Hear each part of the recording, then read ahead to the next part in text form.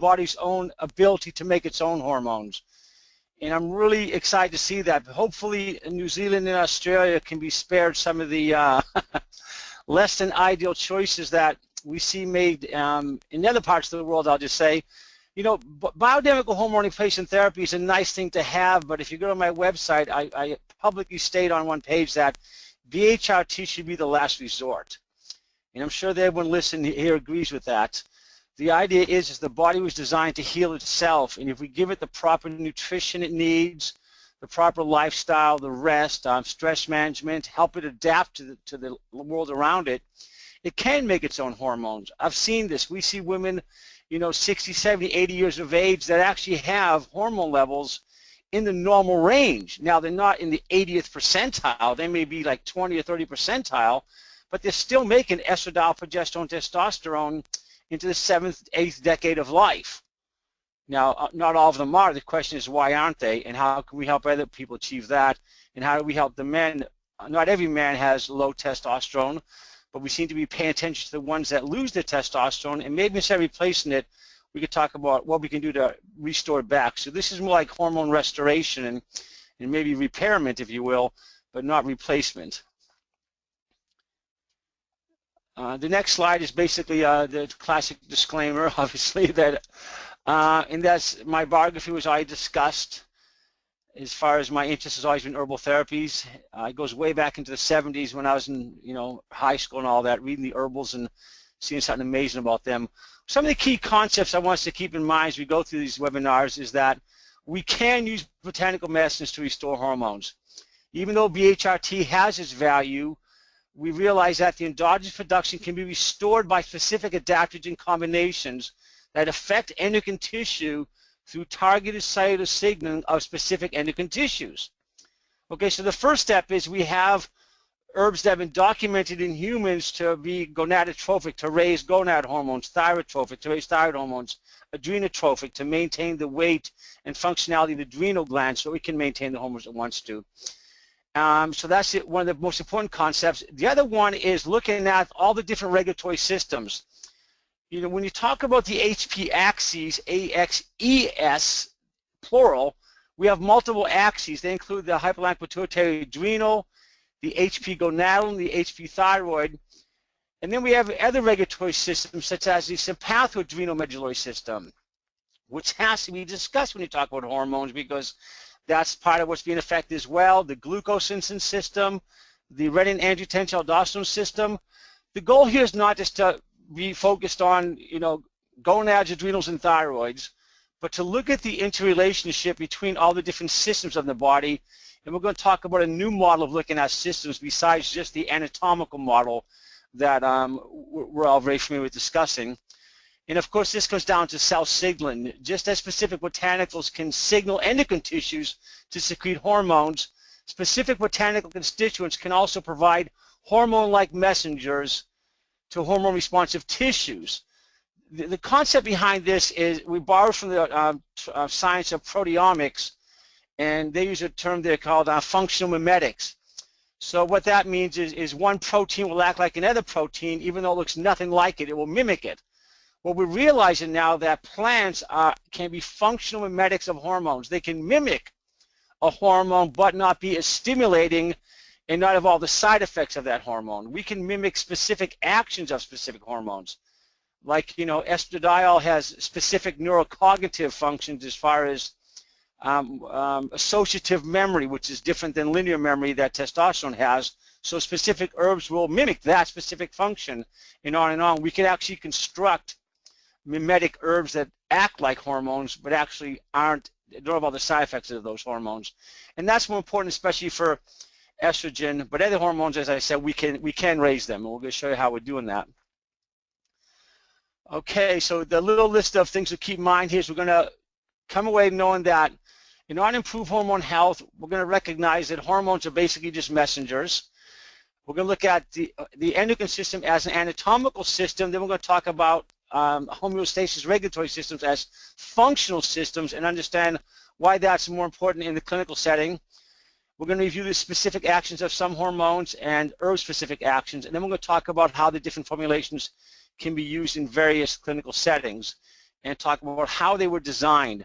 You know, the design of something is very important because if you look throughout the culture of the world, whether it be you know, Chinese medicine, Ayurvedic medicine, you know, Native American medicine, Talmudic medicine, every culture has its own way of realizing that herbs in specific combinations are able to accomplish a greater goal than just trying 1 or 2 herbs at a time. And so following that tradition, we've created formulations that accomplish stated goals. I say, what I want to accomplish, I want to accomplish this, I want to be able to do this, and then create a formulation that does that.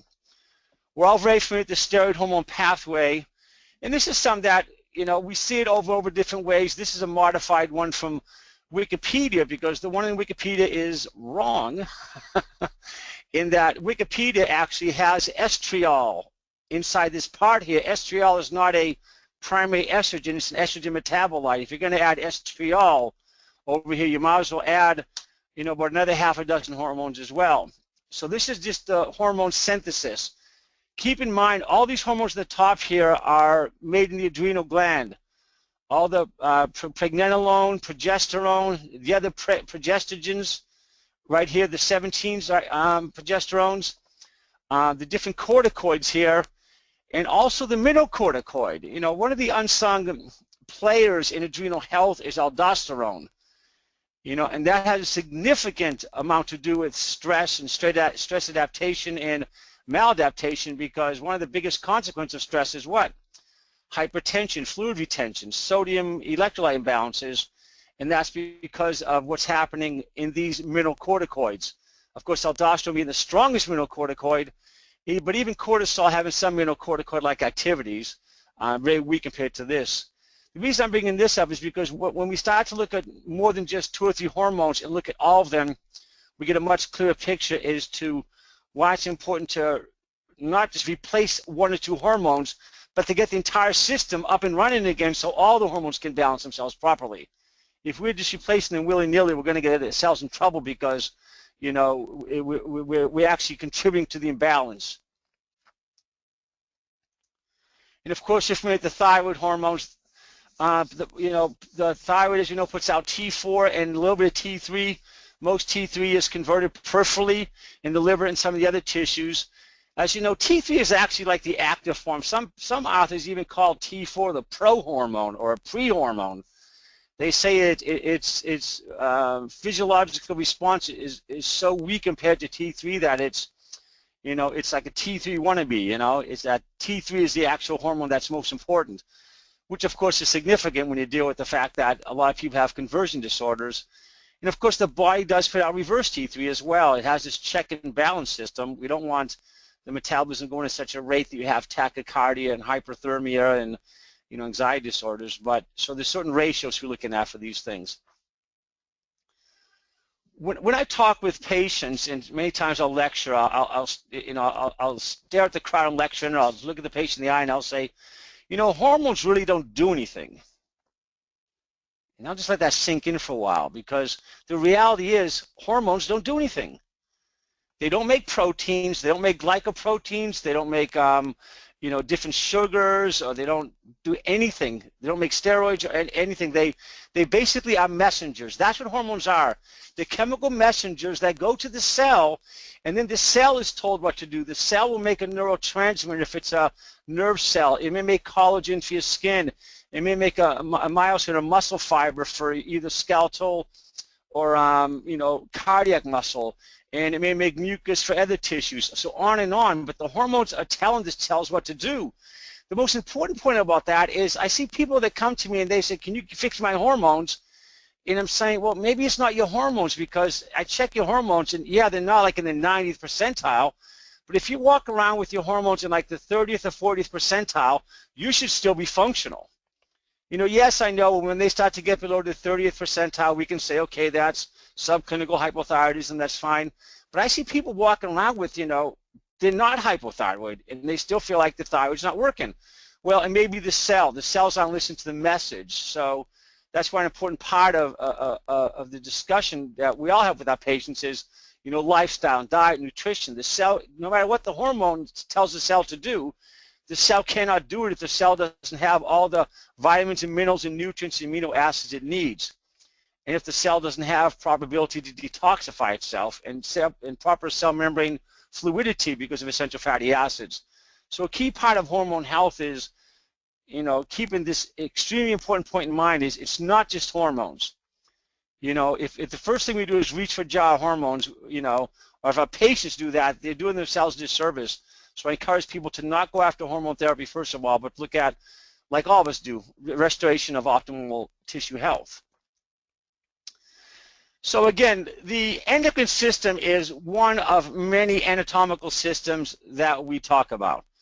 We can talk about the endocrine system here, and here's a picture of it here. We have the pineal gland, the pituitary gland with the different axes, the thyroid gland, the thymus, the adrenal gland, pancreas, ovaries, and testes. Okay, so this is the whole anatomical system of the endocrine system. And we'll talk about some of these, how we can manipulate these with specific herbs as we go through this.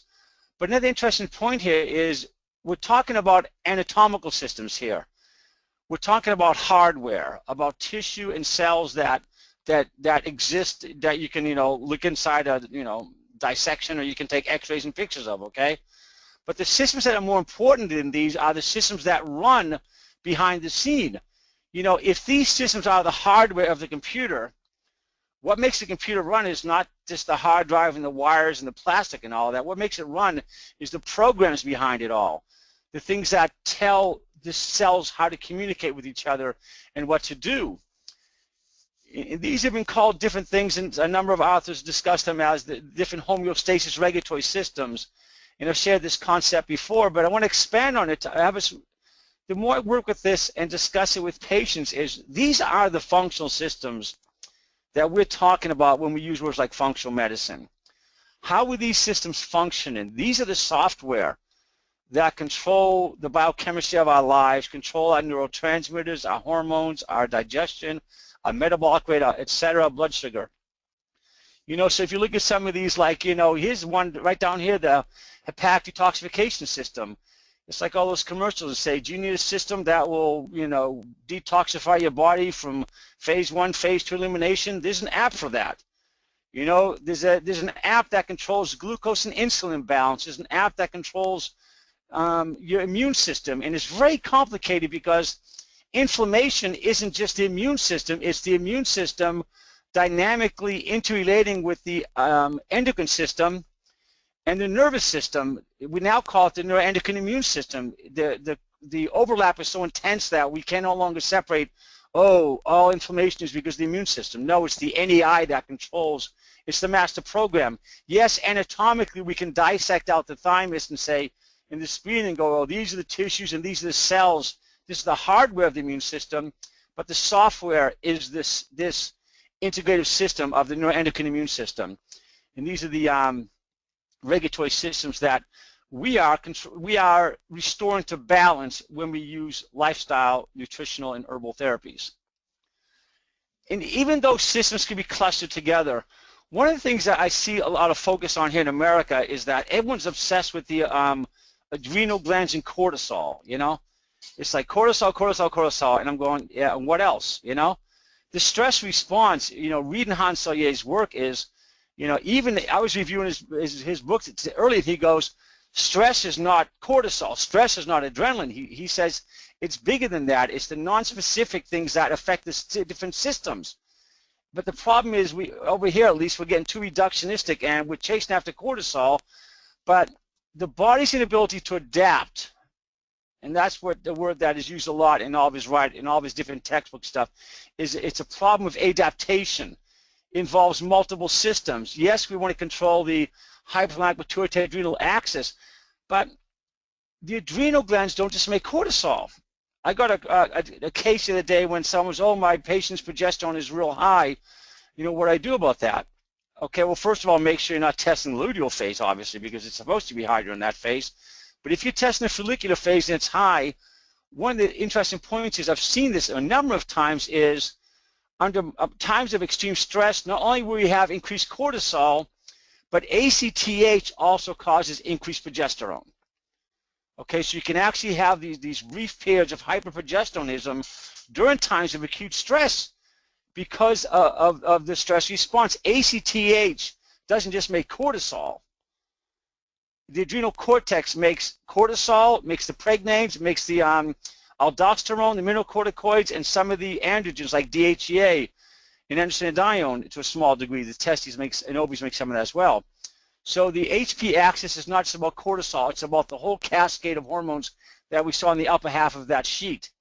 The sympathadrenal system has, of course, to do with the adrenal medulla, which is, of course, the epinephrine and norepinephrine secretion.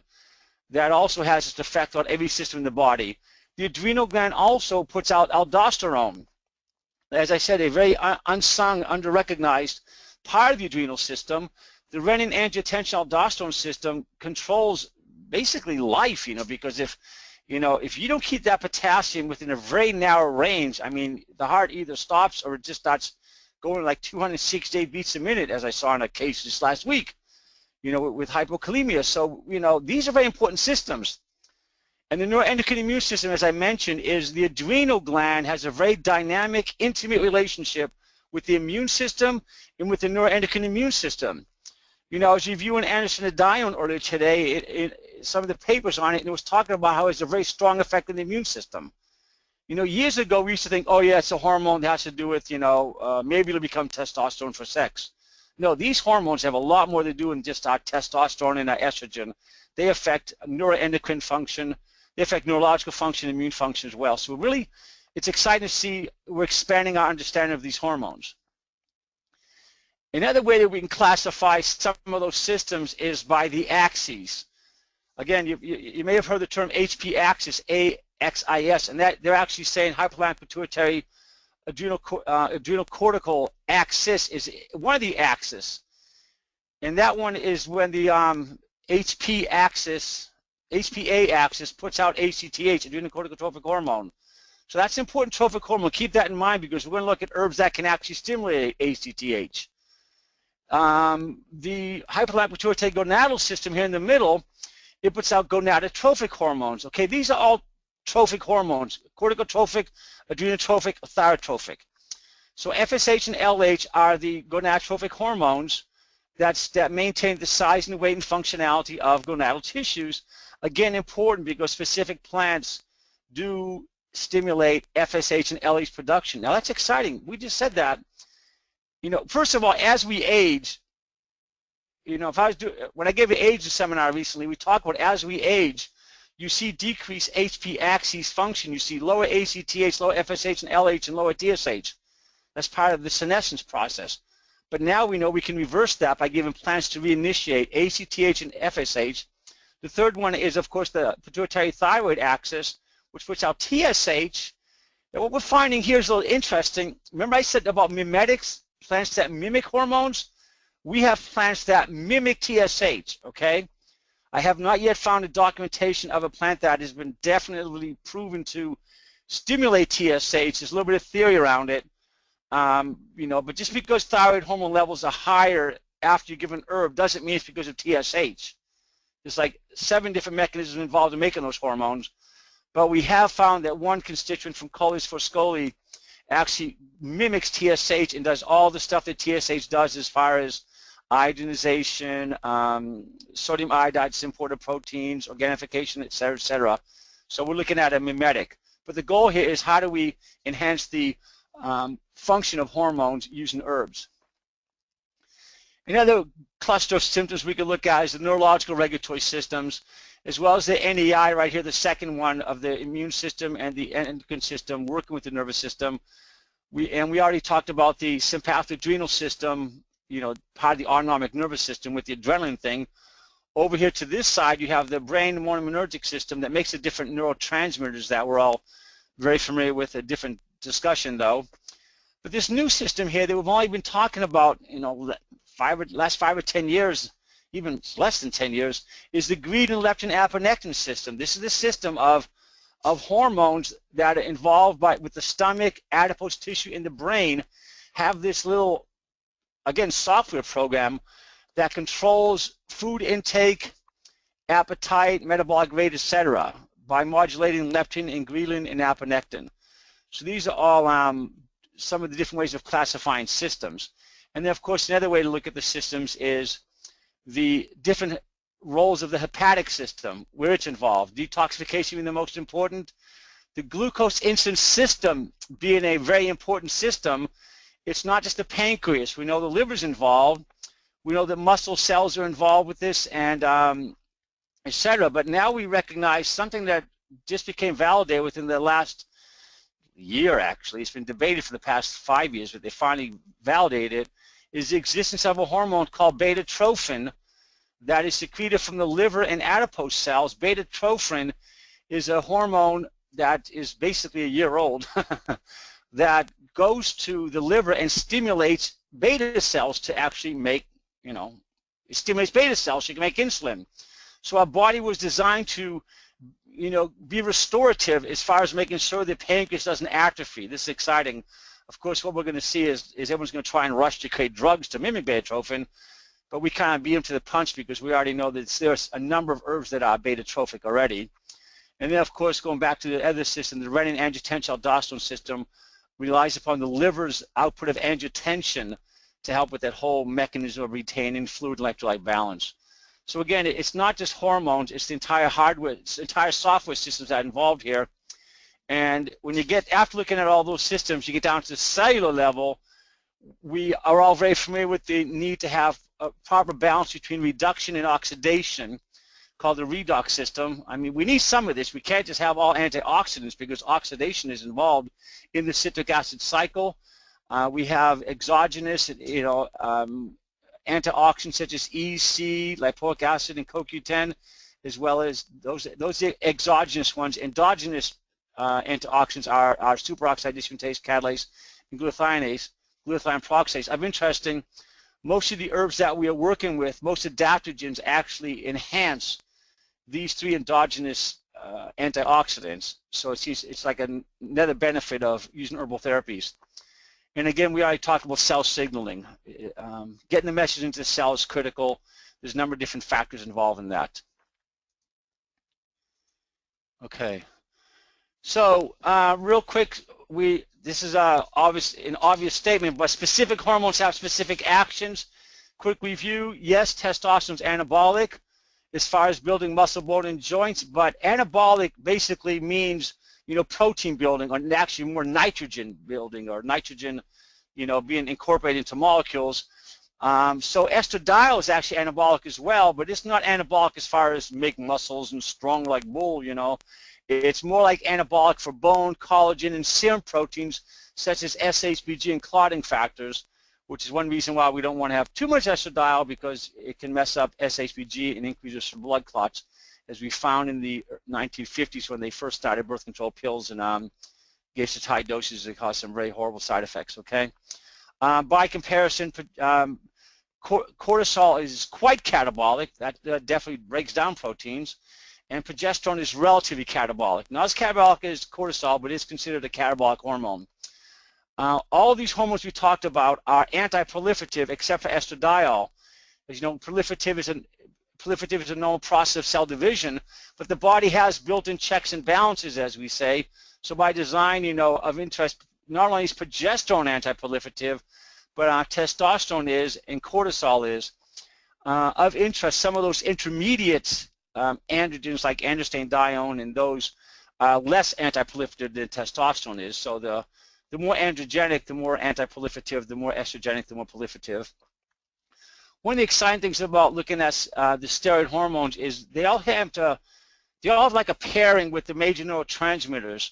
Testosterone is dopaminergic. It stimulates dopamine function and it mimics dopamine function as far as promoting mood, motivation, and drive. Estradiol is serotonergic and mimics serotonin as far as proper mood modulation.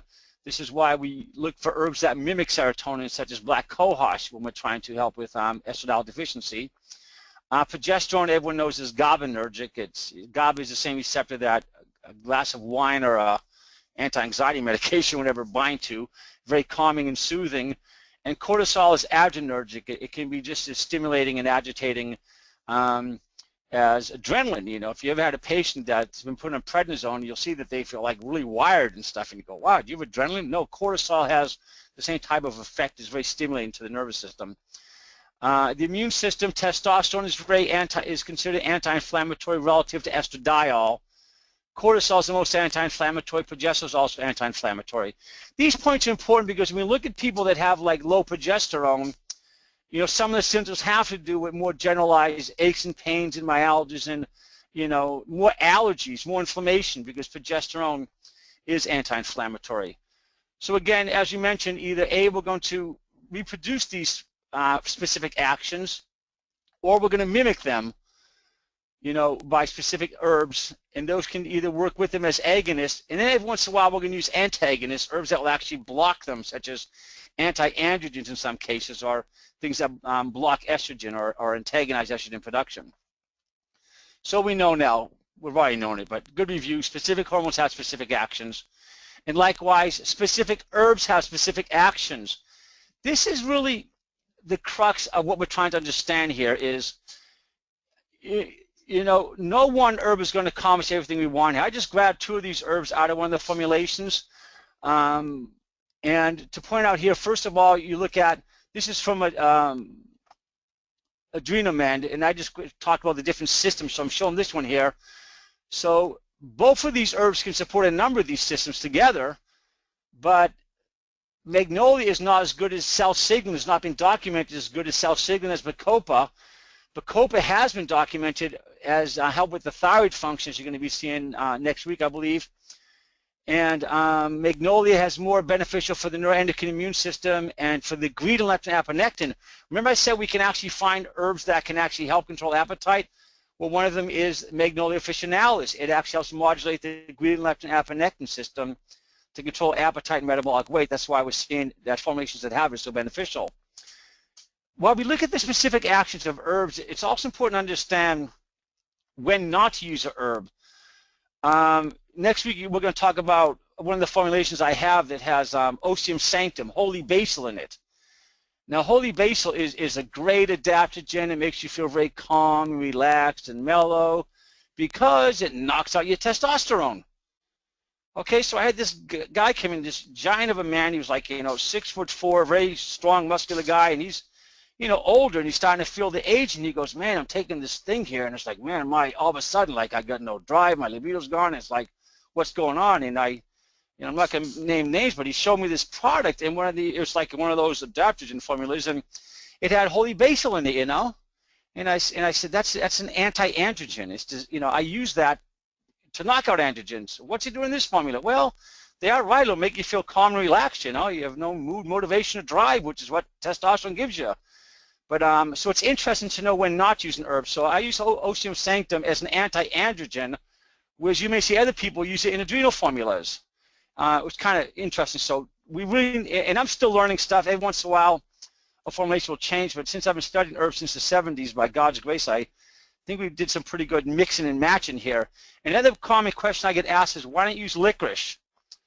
Well, besides the problem that licorice has causing pseudo-hyperaldosteronism, you know, retaining lots of sodium in water, and you're urinating out your potassium and increasing your risk for cardiac arrhythmia, licorice is also a very potent anti-androgen. So, yes, it's a wonderful herb to raise cortisol, but use it closely, use it briefly, watch it closely, and get the patient off it, because long-term use of licorice has been documented countless times, many times, not countless, I can count them actually, many times in the literature to have side effects. So knowing the specific actions of herbs isn't just what the herb is famous for, but all the tons of papers we have to go through to find out everything the herb does to decide if it is worthy or not to be used in a specific formulation. So I mentioned earlier about the different systems and, you know, adrenocorticotrophic, gonadotrophic, thyrotrophic. Here's a couple of examples, right down to the point here. Buplane actually is able to stimulate the HP hyperlipidotrophic adrenal system by promoting ACTH release. So it's using both adrenamen and progestamen. Why is it using progestamen? Because 60% of non-luteal progesterone comes from the adrenal glands. So the women in the follicular phase, you know, right, over half of the progesterone comes from adrenal glands. Men, all of our progesterone comes from our adrenal glands.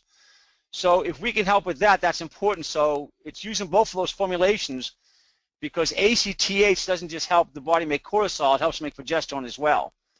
The next one I mentioned is with somnifera, and again, a number of papers document that it actually does increase gonadotrophic hormone. There are different papers that talk about using herbs to help raise testosterone, but this one has been shown it to be because of increases of FSH and LH. So it's amazing. We can actually restore a weak hypothalamic pituitary system. And cholecystoscolia is different. Like I said, it mimics the effects of TSH. TSH has a number of specific actions. It causes iodine uptake by sodium iodide supportive cells. It causes organification of iodine, basically attaches the mineral iodine to the protein cell, thyroglobulin, and then it also stimulates thyroglobulin production and promotes secretion of T3 and T4. And then, of course, it increases the expression of sodium iodide supportive proteins, which cause the iodine uptake. So forskolin is a very duplicate, functional mimetic of TSH. It does everything TSH does, but it's not TSH. So that's the closest we could come to actually restoring all of the hypothalamic pituitary axes, the adrenal, gonadal, and thyroid axes. So these are the formulations that we're going to be talking about, obviously. Most importantly, the these ones here, Adrenamen, Estromen, Progestamen, Thyromen, Testoquench for women, Testoquench for men, Testogain, and Estroquench. One of the things I want to say before we go on with that is it's important. I've already said it, but whenever I'm talking with patients, I say we got to go back and take a minute to say, don't forget the foundations of health.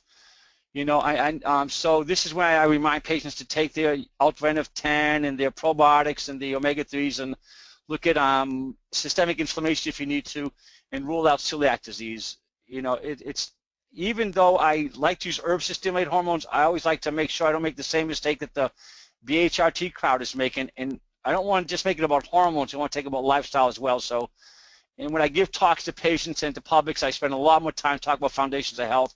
But I'm sure you're all well versed in that. So we're just going to focus now on the formulations. If you look at the hormone-specific formulations, people go, well, how do you use these things? It's like you have 8 different formulas. How do I?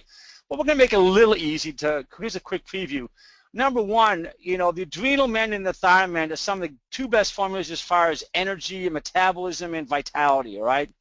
In fact, a lot of people use those together because if they're dieting, they're below 1,000 calories and they're consistent and they're plateaued, they get themselves on adrenal and thyromen, and boom, the body adjusts itself again and they start to lose their weight again.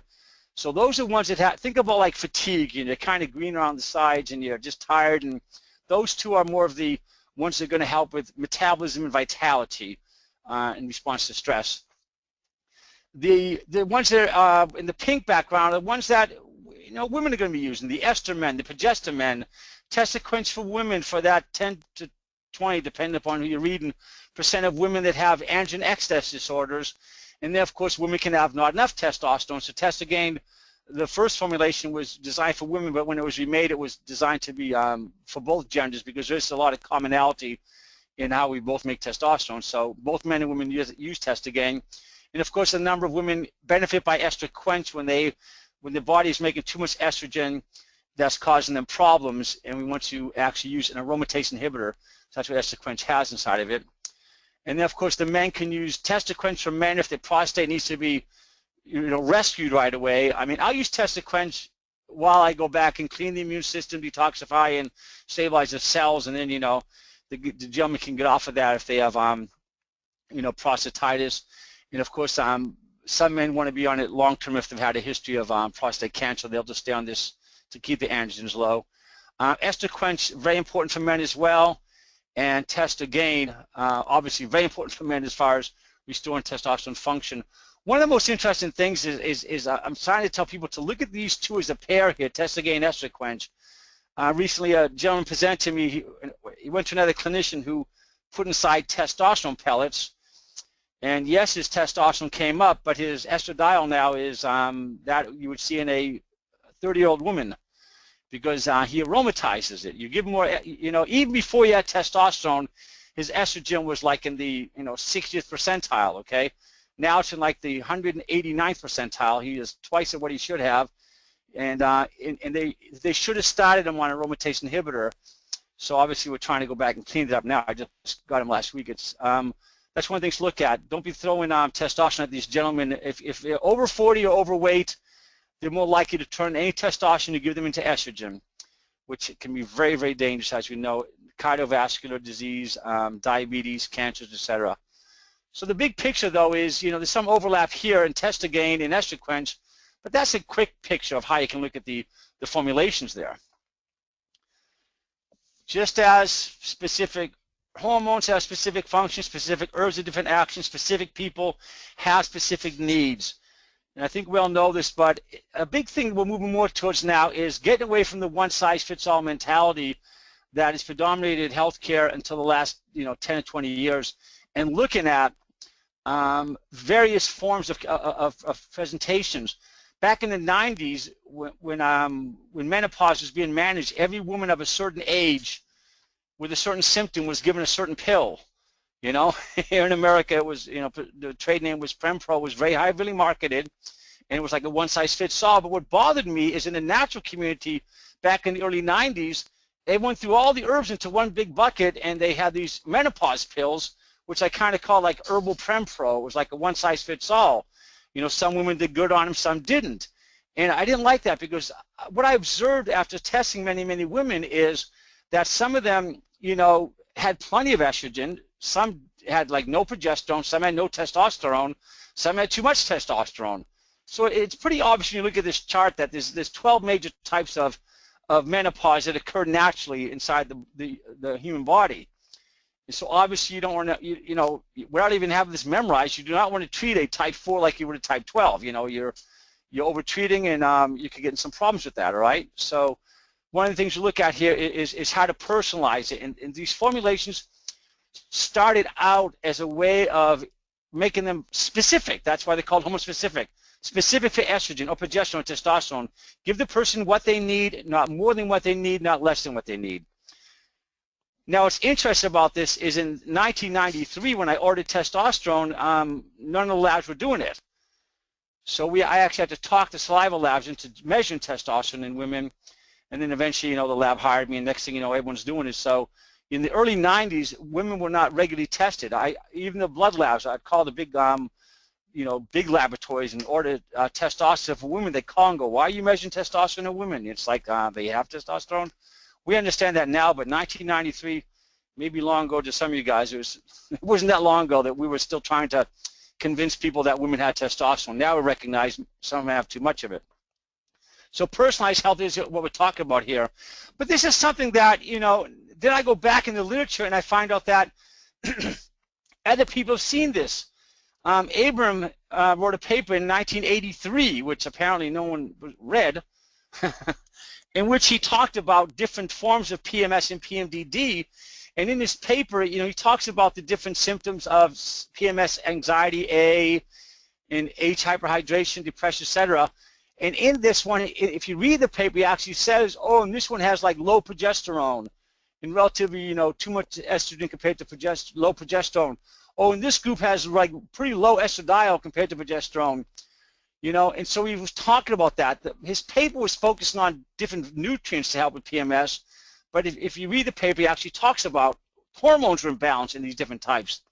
This one, he didn't mention testosterone, but we realize now that all of these are symptoms that you'll see in high testosterone. So, the dysglycemia, the increased appetite, the cravings, the craving salt, all these have to do with the adrenal production of adrenal hormones and stuff like that, and androgens causing that, and then ovarian androgens. And over here, the hyperhydration, these are all symptoms that have to do with elevated aldosterone, which he mentioned in the paper.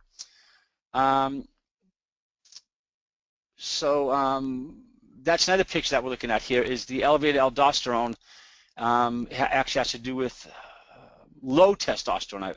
Yes, that's it. Okay, so we're seeing how different hormone imbalances have been recognized throughout the years, but now paying more attention to them. And now we recognize there's various forms of PMS and PMDD. Women can have normal estrogens, or some of them need anti-estrogens. So very similar to the menopause type picture, except in the younger women, because they're still making a lot of estrogen, many of them have too much estrogen, a number of them have too much estrogen, not all of them, and they do better with some estrogen quench to calm down the excessive estrogen production. We're going to talk about these different things as we go through the talk. I'm just giving you a sneak preview here. And the same way, we have various forms of andropause. Not only do we have low testosterone, we also have, some people have, as a gentleman did, high estrogen. There's also hypothyroidism and adrenal fatigue go through this as well. There's a number of papers that actually show about the thyroid-gonadal connection, saying that hypothyroidism is affecting erectile dysfunction, sperm parameters, different ejaculatory disorders going on here, erectile dysfunction, so on and on. We can't separate one hormone from the other. There's a lot of overlap, which is why we're going to be able to use these formulations interchangeably. The whole concept of comorbidity of endocrinopathies, that a person can have more than one endocrine disease, is pretty evident, and a number of papers have been talked about that, about how hypothyroidism occurs quite often with type 2 diabetes. In fact, they noticed that half the patients, even with type 1 diabetes, have thyroid dysfunctions, even though they have, quote, normal TSH levels. We even see elevated thyroid antibodies against the actual thyroid hormone, against T3 in some of the type 1 antibodies. And then they also talk about how excess blood sugar can actually glycosylate FSH and cause male infertility. So we really can't separate one endocrinopathy from another. And the same with PCOS. They present most often with high testosterone and most often low estrogen, low progesterone. Quite a few of them very high comorbidity of hypothyroidism. And even though the adrenal glands are pushing out too many androgens, they have like a fatigue disorder, but it's not actually called adrenal fatigue. It's more like a generalized fatigue because of all the other systems that aren't functioning. So, the reality is there can be different things that can cause fatigue. It can be initiated by a number of different systems and going back and forth. We seem to think it always starts with the adrenal, but it could start with the sympathetic system, aldosterone. It could start on this end and go that way. So we're going to look at different ways of looking at that in the system here. Again, the key point here is the variant forms of adrenal fatigue is what Hans Selye first termed generalized adaptation syndrome. What he said is the body has an inability to adapt to the demands and the stresses of life, and the stresses can be very variable. Not just good things, as we know, bad things. I mean, not just bad things, but good things can be stressful as well. It's just as much a stress to go to a wedding as is to a funeral. Of course, there's different emotions involved, but the excitement and the stress, the body doesn't feel the difference. It just feels stressed. And then the reality is these different systems, you can't line them up like I just did. They all interconnect with each other, And, this one may cause this one down here, and they all connect with each other in such an intimate way, and then they're spinning around and around, and you don't know where it starts and when it ends. So, again, the biggest concept I try to teach my patients is to really understand everything's connected, all right? So real quick, we're going to start moving into some of the specifics here. The adrenal gland makes specific amount of hormones to cause homeostasis. We're all familiar with that term. It means similar state. And when we're out of that state, it's called allostasis, okay? We can call stress, it's actually allostasis. The body's not, at this temperature, it's at a different temperature. It's not at this proper rate of cytokines, it's not at this proper heart rate, pH in the blood, whatever. Whenever we're not in homeostasis, we're in allostasis. And if you can get a hold of this paper, the full text, if you look it up online, Stress and the General Adaptation Syndrome, first developed by Hans Selye. I keep being drawn back to this because I think we need to, the more and more I talk with clinicians, we need to get this picture here, is that the adrenal cortex you talk about here, ACTH, is right here. But, there's this whole other picture he talked about here. He talked about the adrenal medulla. He talked about the kidneys and the renin-angiotensin-aldosterone system affecting blood pressure. He talked about all the different systems that are involved with in maintaining homeostasis in the body. And then if you look at that picture and dissect it out, he actually did discuss all the different homeostasis systems that we talked about. And he called this general adaptation syndrome, that the body was having trouble adapting to stress. In his giant textbook that he wrote called, the textbook's actually called Stress, on one of the pages, he has this big old chart again. He's trying to get the point across. There's a lot of things going on here. On that page, he talks about, body weight and diuresis, blood volume. Again, that's the aldosterone fluid things, sugar, chlorides, fibrinogens, the different proteins, BUN, the different acids in the body, lymphocytes, inflammation markers such as citrate, adrenal, thymus, kidney, blood vessel elasticity, heart rate, GI tract, the adrenal Adaptation system, gonad, sexual, etc. And even off of that chart in the text, he talks about, dehydration, endogenous intoxication, poor detoxification, what we now recognize as liver detox, and on and on and on. So the concept here is in all the books he wrote, he kept pushing across this concept of generalized adaptation syndrome. And you read the book he put out to the popular press called The Stress of Life, which I'm holding in my hand, and you look at these giant textbooks, and they all say the same point. But then we have to ask ourselves, why didn't we get this? Why didn't we get that? It's multiple systems that are involved. And after reading this book again, and he keeps using the same phrase over and over, GAS, GAS, and I finally come to realize what the problem was, What I realized is why his discovery of the generalized adaptation syndrome never became well known is because, when you say a patient, you have gas, it just didn't go over too well. Sorry, bad pun there, I couldn't resist it. But that's the only explanation I have. It's because his science was sound, but we just didn't ever caught on as to what's actually happened. It's multiple system allostasis, okay? It involves a number of physiological systems, a number of organs and tissues. McEwen and Stella called that the allostatic load. The body couldn't handle all the demands in the body, the allostasis. McCarthy aging studies talked about allostatic load, cumulative biological burden exceeding in the body. And he had this interesting list that looks a lot like Hans Selye's work if you take a close look at it. And then Seaman also had a similar paper going on and on again. So anyone that talks about stress is talking about it being a multiple system disorder. So when people say, well, what do you do about hormones? It's like, well, it's not just hormones. So let's kind of stop right there and look at all the different systems. Our goal is to modulate all the stress systems because each of these systems will affect the other ones. If the liver's not working properly, you're not going to convert T4 to T3, okay? And you're not going to have balanced blood sugar, and then the balanced blood sugar is going to affect your thyroid and your gonads, and we're this vicious circle that's spinning around and around like I showed you a few minutes ago. So again, our goal is getting back into homeostasis out of allostasis. And again, he's talked about this in his book. We've all heard early alarm resistance, late resistance, and late exhaustion. These are all things that are well defined in Hans Selye's work here. And he does talk about the first, and we often can think of the first two systems that are involved in stress is the cortisol fires and yes, the adrenaline fires. But these, again, are just two of the systems involved in the stress response. The other ones are just as importantly involved. So in looking at that, I said, okay, how am I going to help with this, stress adaptation? Even though, I know we're calling it adrenal fatigue, but it's more than that. So I just don't want to put inside herbs that help, the hypothalamic pituitary adrenal system in the SAS. I want to make sure we affect all these systems. So I put together a list and I said, okay, what do I want to accomplish? And we looked at all the systems that Hans Selye, McEwen, and McCarthy, all the different people discussed over half a century ago and validated since then.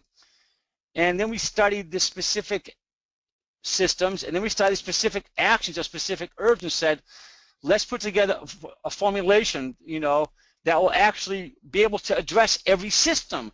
And that's what we're finding out happen here. We're actually able to find a formulation here that is actually able to help people recover from stress. I mean, ever since the 90s, one of the most common phrases I've heard, and ask yourself how many times you've heard the patient say this to you, never the same since. Never the same since a virus, never the same since, a flu, never the same since a trauma, never the same since they started having their cycles, since their cycles changed, since a baby, since a emotional stress of some kind. So, that is basically a failure to adapt, okay? Life has its bumps and bruises, We're going to get colds and flus. But to have someone say, I'm never the same since, means that the body has lost adaptation ability. So what we find is different plants help different systems recalibrate back to the adaptation. And that's what we've accomplished here. And it's really quite exciting to have people take this formulation and say, you know, I really didn't feel anything, you know, until I realized that, oh my gosh, it's 5 o'clock and I still feel great. See, the thing is, the goal is not to stimulate people. I mean, I see some of these formulations out there, and you know, that they're marketing to the public, not the professional lines. You know, they actually put, like, you know, products that have caffeine in them, and they use tyrosine. You know, you give people a high dose of tyrosine, you're going to stimulate excitatory neurotransmitters. You know, you're not restoring function, you're just jacking them up more. You're going to pay again. You know, oh, I feel great in that, we'll give it a week, and then boom, they crash. So these herbs are designed to not be stimulating, but they're restorative. And I'm sure many of you are well versed in herbal therapy, recognize quite a few of these herbs. I'm not going to go through each herb individually, as I've done in the past. You can see some of those webinars on the website. But right now, this is more like a conceptual discussion about making sure we get the concept down that we've got to treat every system every time, and not allow you know, ourselves to just get focused on cortisol like they seem to. Another fad now. We seem to go through these stages over here in this continent. How is adrenaline being used? People experiencing acute stress with a number of regulatory systems being affected. Remembering that not just adrenal glands, but all the systems are being affected by stress. Patients who have chronic symptoms of adrenal fatigue and multiple system. These are the patients never the same since. I've had people that have, you know, they have chronic fatigue, you know, for like decades, and you get them on this, and of course the lifestyle nutrition, they come back to life. It's exciting to see that. And patients with chronic health conditions that's not respond to therapies known to cure the condition. You know, when I expect a patient to do good on like a thyroid medication or a thyroid herb and then not, then I say, okay, well, obviously it's not your thyroid. You have other systems that have collapsed as well.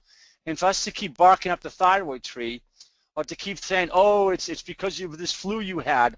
You know, a lot of people, I have a chronic, you know, post-viral syndrome. We've done all the antiviral herbs and all the stuff we can do, you know, and it's not getting better. It's like, well, you know, there's other systems involved in that cause fatigue, and then boom, we put them on this one, and it rebalances all the systems, etc.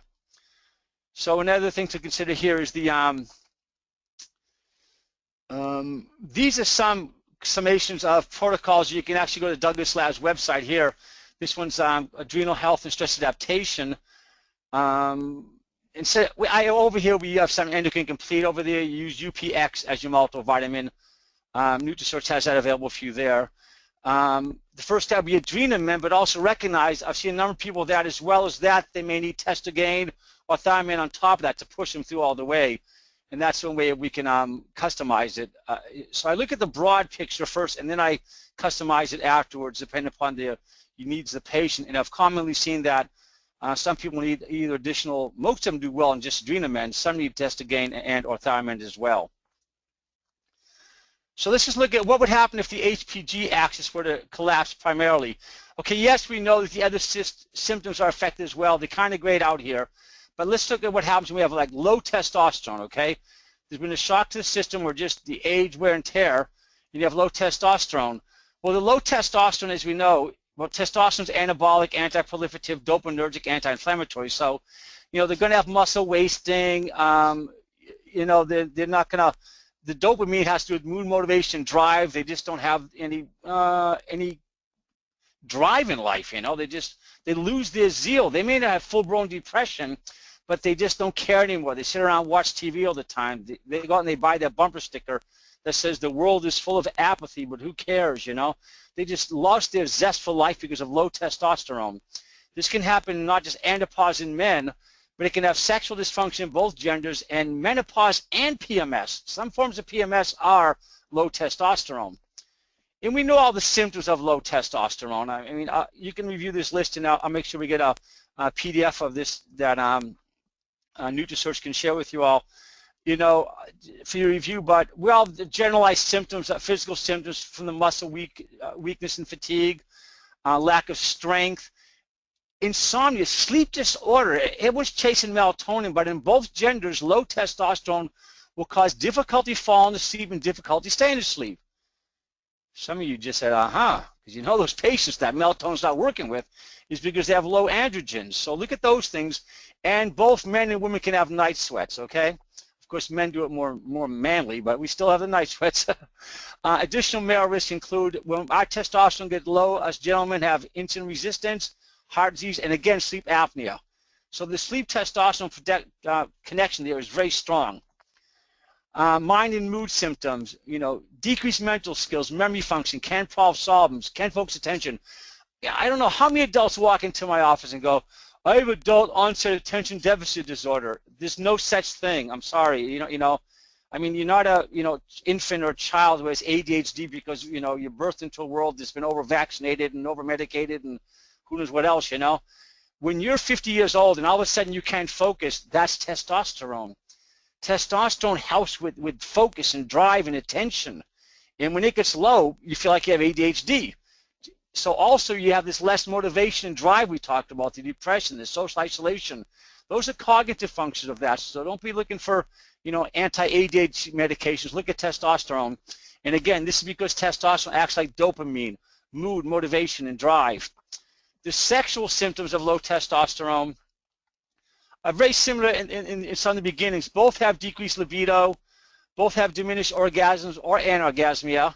Both genders will see pubic hair thinning.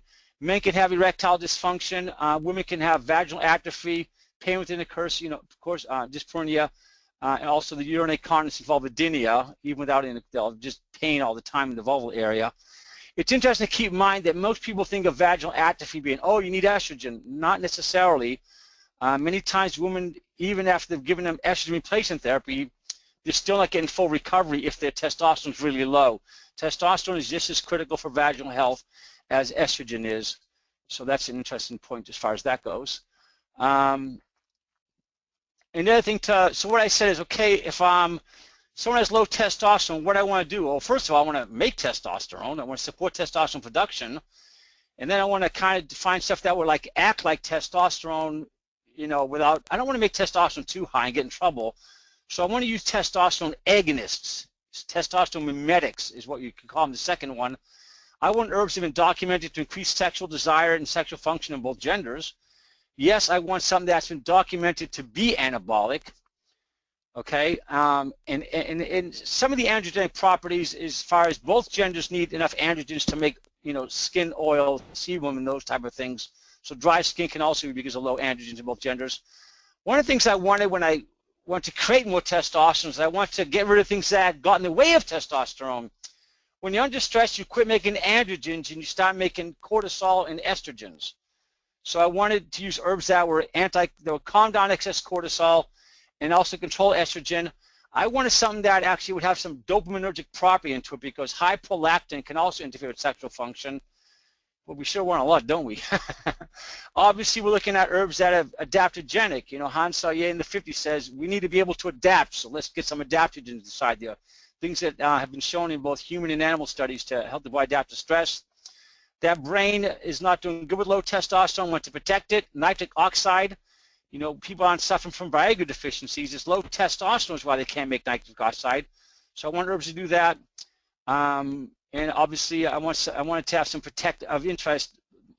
Most of these herbs also have antioxidant properties to them, and many of them actually support endogenous anti-proliferative functions. Okay, your body, again, we talked about estrogen being proliferative and testosterone being anti-proliferative. Well, I want to make sure that I'm kind of helping with that because I don't want to help a guy get his testosterone levels up and then him coming to me and saying, oh, now I'm having prostate problems. So I want to protect the prostate at the same time. So after getting my wish list together, we studied, I went through quite a few papers and tried different formulations, and we were able to accomplish that. As many of you, as I know, are well-versed in herbs, and you're going to recognize a number of these, but it's the combination that we're able to actually stimulate, oops, excuse me, where'd that go? Wrong way. We're actually able to stimulate testosterone production. These herbs here have been documented to raise testosterone in humans, okay? These other ones, they've been shown to mimic testosterone as well, but not necessarily by raising testosterone in some of the papers. Almost every herb has been shown to increase sexual desire and sexual function in both genders. Most of them have anabolic activity, some androgenic, slightly masculinizing as far as the oil of the skin, etc. A number of them control the high cortisol. 2 of these herbs have aromatase inhibiting activity to them, which is nice. I don't want to make all that testosterone just so it becomes estrogen, And one of them actually promotes 2-hydroxylation, to get rid of make sure you get good estrogen metabolites. A couple of them have dopaminergic properties.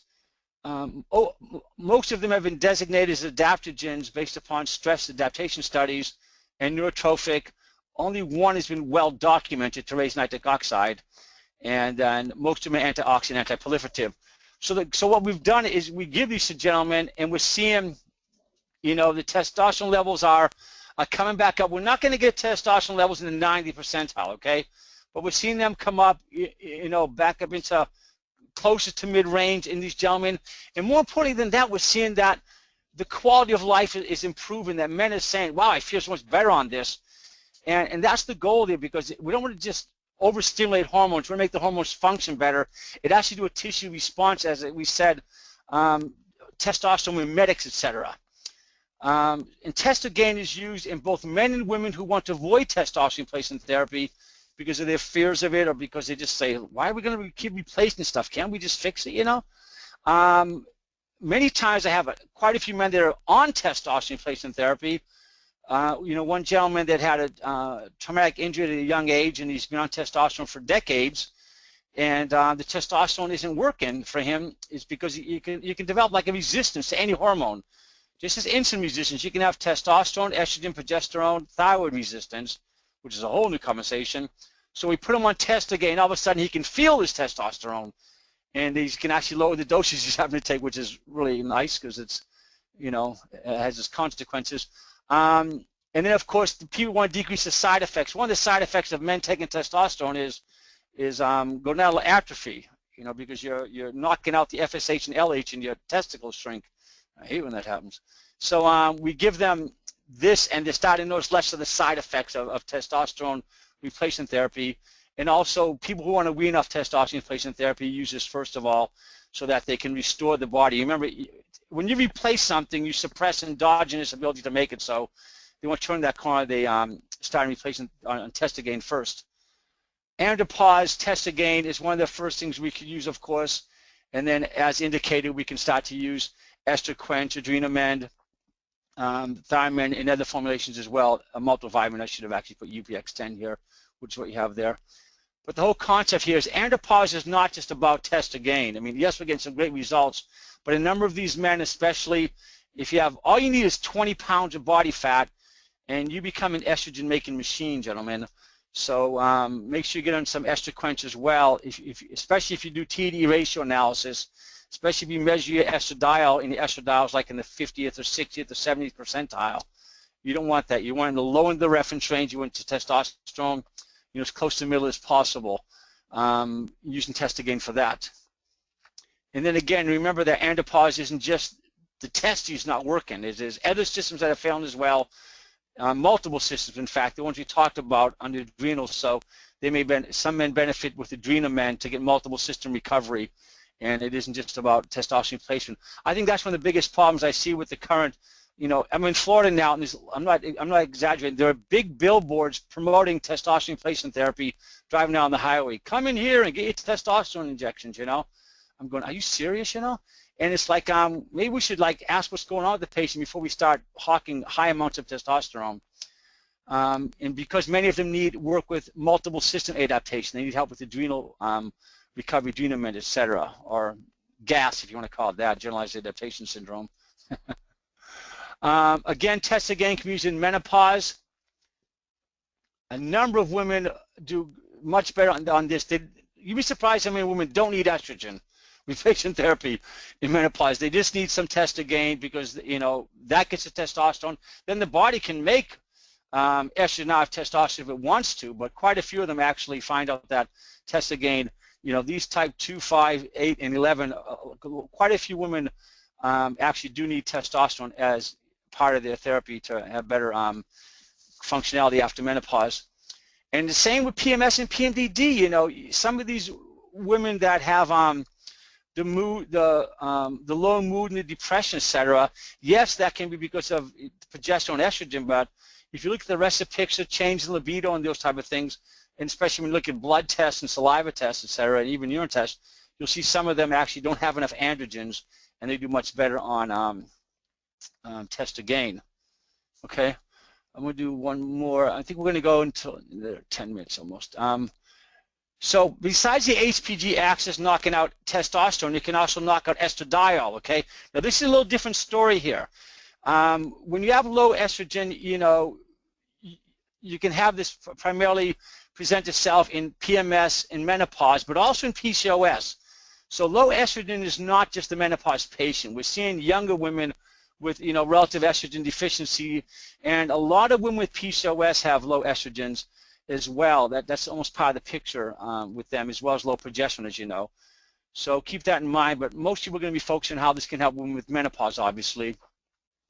Again, you'll have this, if you already don't have a list of all the many symptoms of estrogen deficiency in women, from hot flashes to night sweats to urinary incontinence, vaginal dryness, dyspareunia, the pain of intercourse, sexual dysfunctions, mood disorders, again, insomnia, and similar to testosterone, also falling to sleep and staying asleep, but again, that's also testosterone, so get the full picture. Breast shrinking, weight gain, memory changes, can't remember names to finish sentences. That's pathognomonic for estrogen. When a woman says to you, oh yeah, the other day I was talking with, and they can't remember her name, or can you hand me that, and they can't name that object. That's called associative memory. They associate a word or name with that person or that object. So when, not being able to focus your energy is low testosterone, attention deficit. But when they can't finish sentences and they can't remember names, that's pathognomonic. It's a very definitive sign of associative memory, and we want to help them with that. We want to help restore that cognitive function. They're easily confused because they can't associate things. They can no longer put the things together. Women are able to put the big picture together more easily than men because of estradiol. They have associative cognitive functions at a higher level, but when they lose those, it's very difficult for them. Obviously, they're going to have the fatigue, restlessness. Headaches are associated actually with both estrogen and testosterone, as is joint and back pain. So these two, keep that in mind. Women with low estrogen, insulin resistance, and risk for heart disease, and especially coronary microvascular disease, where they get the cardiac catheterization. Oh, you have no blockage, but they still have the angina. It's now, as you know, called coronary microvascular disease, and I wrote a paper on that in Estromen a while back. I can get that to you if you need to see it.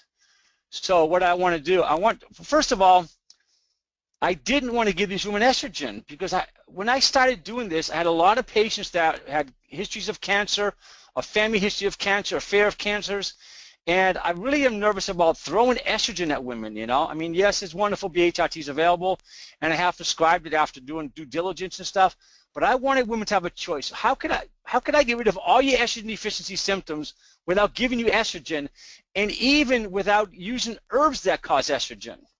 Okay? Yes, I know how to raise estrogen. I know which herbs I can give you to make more estrogen, but I'm going to avoid them on purpose, okay? But what I want to do is I want to help you adapt to the demands of life, stress. I want to protect your heart, your brain. I want to make what estrogen you have left, because guess what? No woman has no estrogen. They all have some, many of them in the low end of the reference range, some below reference range, but no one has no estrogen. So what you have, I want to make sure you're detoxifying it. I want to help with sexual function, blood sugar. Since estradiol, by the way, is a very powerful antioxidant, I want to help with that as well. You often see thyroid dysfunction with estrogen dysfunction. I want that. I don't want to give estradiol, which is proliferative. I want to do the opposite. I want to be anti-proliferative. I want to support anti-proliferative function in the body, protect the brain, all the memory talk about, mimic estrogen as far as a number of different ways to mimic it, help the bone, selective estrogen modulators, and again, mimicking estrogen, and decrease vasomotor symptoms.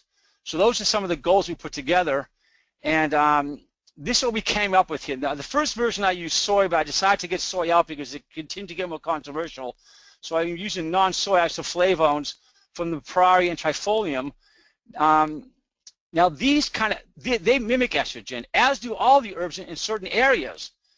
They mimic specific functions, and some of them are really quite fascinating. Like if you look at Bacopa and Centella here, these two have a lot to do with neuroprotection here. They help with memory, and Bacopa specifically helps with associative memory and associative learning, as does Centella. So I use Bacopa and Centella not only because they have estrogen mimetic properties, but because they help with the specific estrogen symptom of cognitive function, but they don't have those harsh effects that you can get from ginkgo. You know, we're dealing with a population that already has vasomotor disorders, okay?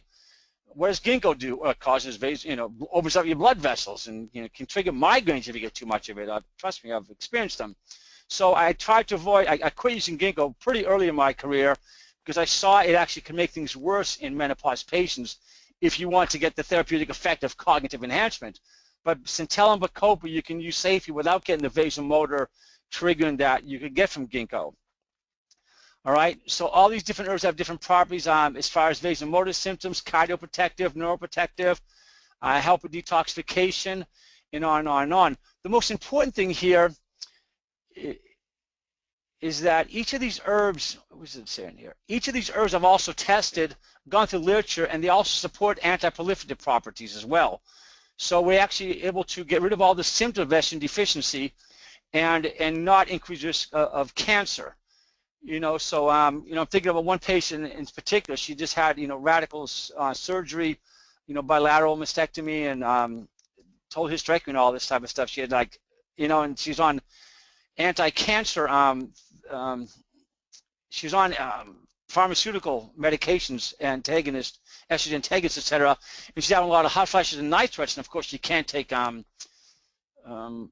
to get rid of those. So we talked about these and showing how these get rid of hot flashes and night sweats, but they actually have anti-proliferative properties, and I can send you a link to that next time about the research we've done on that. So that was important, to be able to get rid of the symptoms but not cause increased risk.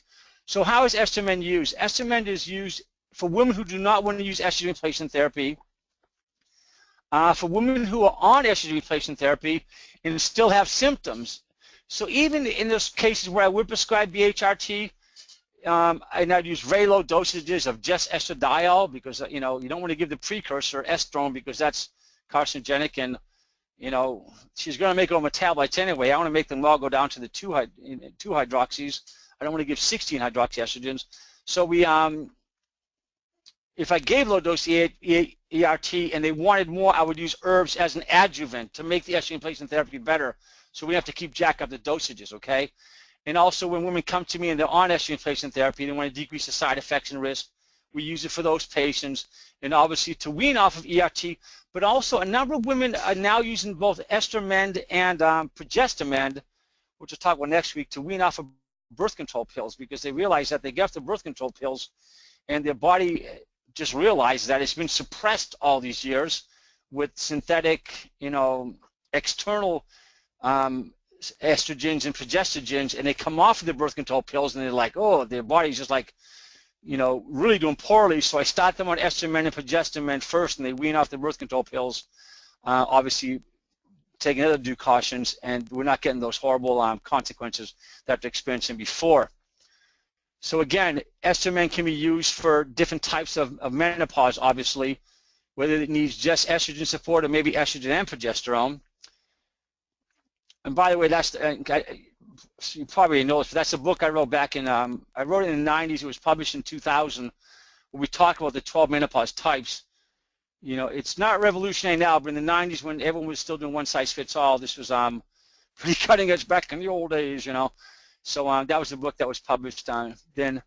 And then also PMS, PMDD, again, women do. Young women in the 20s have symptoms of low estrogen. Well, you don't want to be giving 20 and 30-year-olds estrogen, but you can give them herbs so they don't feel the estrogen deficiency symptoms. And then again, of course, the PCOS patients, some of the symptoms, and you want to really protect those patients because they have enough going against them with the high androgens and the cancer risk that those cause to be throwing hormones at them. So I use these to calm down some of their estrogen deficiency symptoms while we're also using, obviously, testosterone for women to control the androgen excess, etc. I know it's 1:15 right now, and I'm going to stop at this point and answer some questions, and then I'll take off from this point next week, and also any other questions that come up between now and next week, I'll make sure I get them to that one as well. I know I spent a bit of time on the foundational concepts, but now you can see we're going through the process a little quicker, and we're going to talk more specifics about how to address different conditions. We're going to get more into PCOS, fibrocystic breast and some of those other conditions as well next week. But right now, according to my clock, it's quarter after, I believe, or I've been on for, it's 20 after, excuse me. So I want to open up for questions right now, if Christy's available. Yes, I'm here, Dr. Collins. Thank you so much. That was a wonderful presentation. So much information. I'm sure we're all on information overload, but it was very good. And so we do have a lot of questions so far that came in, and if anyone else has questions, you can send them in. We'll get to what we can as far as time goes, and if we did miss your question, we will take note of that and try to address it at a later time or on the next webinar.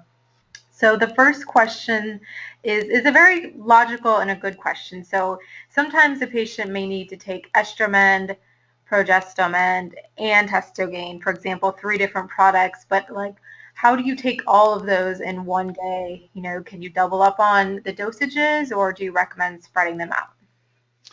That's a good point. I'm glad you asked that. And I'll give you some more detail next time as well. What we do is I look at the intensity first of all. If the patient's greatest symptom is the hot flashes, the night sweats, then I'll try and start them on estrogen first of all. And sometimes because of the stress of the vasomotor symptoms, you'll see that the adrenal glands and the rest of the systems will come back into line. And then even when they come back like a couple weeks later, you do the menopause type questionnaire again, and all of a sudden they have less of those symptoms, etc. Okay, so remember the strongest stressor is going to affect the subsequent systems. But like then on the other hand, if she comes in with severe depression and she's like all upset because she used to have a very healthy libido, it's gone now, and she has no motivation, drive, and you're really saying, boy, her testosterone really bombed out. You may want to give her that one first. On the other hand, I have some people that the picture's kind of like, yeah, this person really does need them all. And at that point, I can make decisions about, first of all, I would give like testosterone always in the morning, because those are more of the, what the Chinese would call the yang herbs, or the Ayurvedic would call the hot herbs, and they're really testosterone herbs. Take those in the morning, testosterone. Estrogen is great to take at bedtime because some of those herbs are actually calming and soothing, such as the hops and the sage. And as well as that, when you take Simisafiga racemosa, black cohosh, in the evening, between bedtime and between dinner and bedtime, it decreases the amplitude of the nighttime luteinizing hormone surges, which is what causes the wakening, the hot flashes, night sweats. So if I can calm down the HP axis to not cause these massive pulses of LH and wake up in hot sweats, great, take it at bedtime. So always take estrogen in the evening.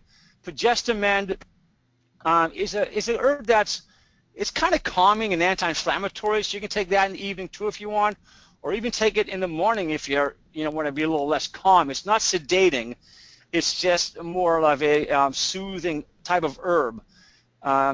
So that's how you can spread this throughout the day. So if someone needs all 3, I say, listen, let's get you look miserable. Let's get you on all 3. Take 2 testosterone in the morning, 2 progesterone, doing this, and then we can reevaluate and switch back and forth, and decide which one maybe we get intense on. On a follow-up visit, we may realize that while you're doing better, let's just stay on the lower dose of those ones, except let's up the testosterone to the full dose so we can clean up the rest of your low testosterone symptoms. And they may never go to the full dose of it. Remember, the 242 is designed to show that we have liberty in dosing. It's not like one-size-fits-all dosing. To be quite honest, some patients do great. After they get better, they just take 1 pill. They may need high dose of progesterone, like the full dose to get rid of PMS, for example. But then after PMS is done, they just take 1 progesterone a day, and they never have PMS again. So the bottle lasts them like forever, So I hope that gives you some answers. Use your clinical judgment, and there's tremendous liberty in dosing these, either one at a time with the most intense, or spread them throughout and then adjust the dosages according to the patient's needs. Great. And if they also need some adrenal support, will those products already cover that, or should you add that on as well? That's an interesting point. If you look real closely, so sure many of you noticed this, and I mentioned it, there is some overlap. Like Buplamarum falcatum is an herb I use in both adrenal and progesterone, because why? The adrenal glands make progesterone. So progesterone actually has some adrenal support in it. If you look at Testosterone, you're going to see some of the herbs in Testosterone are also in Adrenamend, and even some of the herbs in Estromend are in Adrenamend, you know, but Adrenamend covers all the homeostasis systems more effectively, but you will get some support in each of the systems. You know, when I first made these formulations, I started with the Estromend, Progesterone, and Testosterone because I was really trying to, you know, bring some relief to the menopause population that was really aggressively treated one size fits all in both the natural and the alternative, in both mainstream and alternative therapies here. And someone said, why didn't you make an adrenal formula? And I said, I made 3 of them. Because, as Christy says, there are some subtle support in each of them. But Adrenamend is the full spectrum one if you want to use that. Great, thank you so much. We have a question in regards to most likely testosterone, because the question is, if a male has had their prostate removed, but they have all the testosterone deficiency problems, would you recommend that product? If a man has his prostate removed and is still having a problem with low testosterone, yes, I have recommended Testosterone if he is cancer-free and etc. You know, that's the big question here. Is we're finding it to be safe now because even some doctors are actually giving testosterone replacement therapy to men post-prostate surgery. So we do realize it's okay to help restore testosterone function, and being predisposed to use herbs before BHRT. I have recommended Testosterone for men after the fact, and it does help restore some of the libido, mood, motivation, and some of the things that low testosterone happens. Again, it's interesting. I just talked with a family the other day, and you know, she had a bilateral oophorectomy, and he had his prostate removed, and we were talking about this exact same thing about her using some estrogen to restore some of her symptoms, and about him starting on Testosterone to help his testosterone function better, so he wouldn't have to use devices and stuff like that. Okay. Yeah. And while we're on the topic of testosterone, would it be safe for postmenopausal women with hormone receptor positive breast cancer since they're experiencing low libido and low muscle mass? Well, obviously we have to look at what the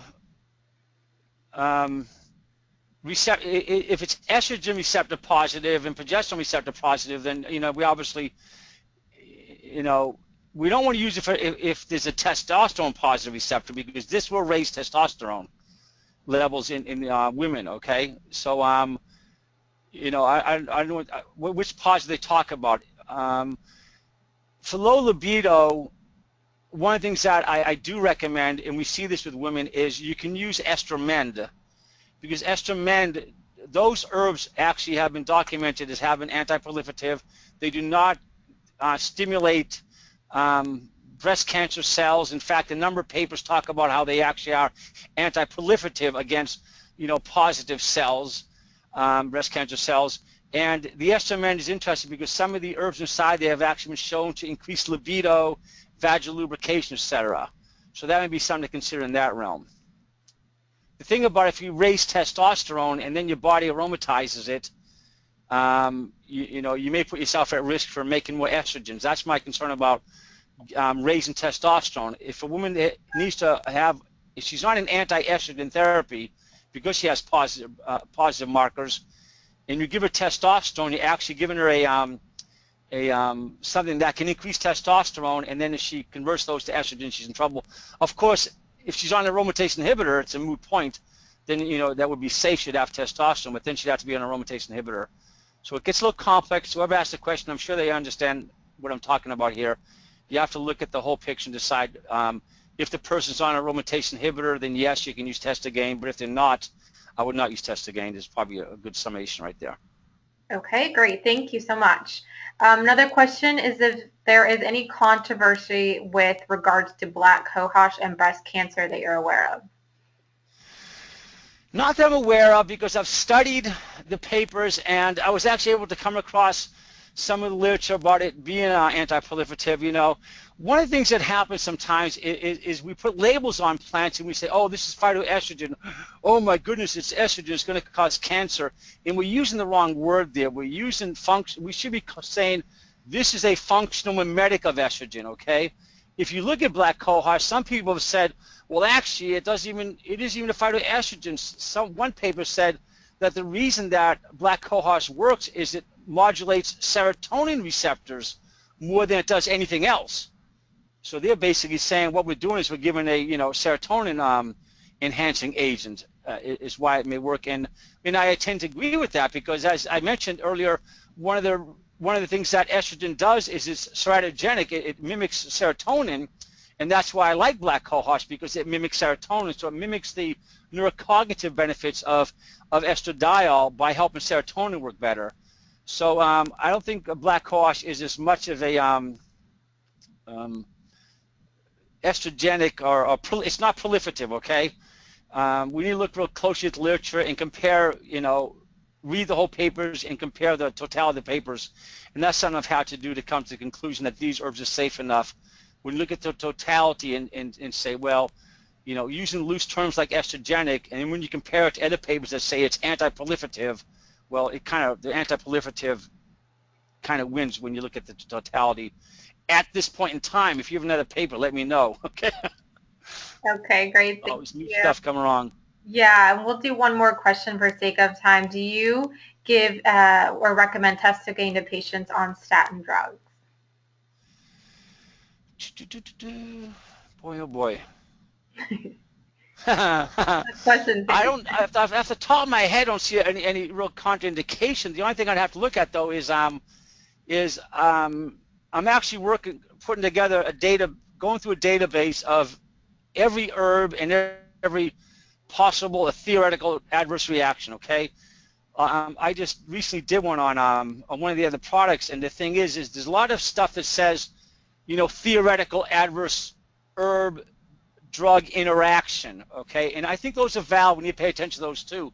So right now I'm actually going through the process of going through databases and trying to see what everyone's saying about each individual herb adverse reactions. So I'm going to put that on my list of things to share with you next week, and I'll make those available on my website and tell you how to find them. That's probably the best way to answer that, because I don't want to say, oh, absolutely yes, when I'm going to go back and review the database. As I said, we've come to a point in time when we can't keep everything up on our heads. We have to go back and check the databases, and that's one of those I'm going to defer till next week.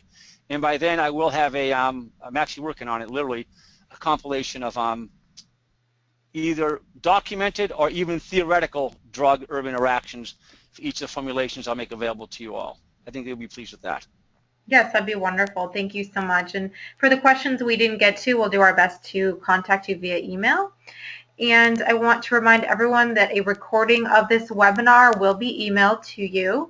And to download a copy of the hormone-specific guide and clinical protocols, please visit douglaslabs.com. Or for more information, visit yourhormones.com. I want to thank you again, Dr. Collins, and we look forward to joining us next week. I should say 1 week from today is part 2 on restoring the production and function of endogenous hormones. So thank you everyone for attending, and thank you again, Dr. Collins, and hope you all have a wonderful day.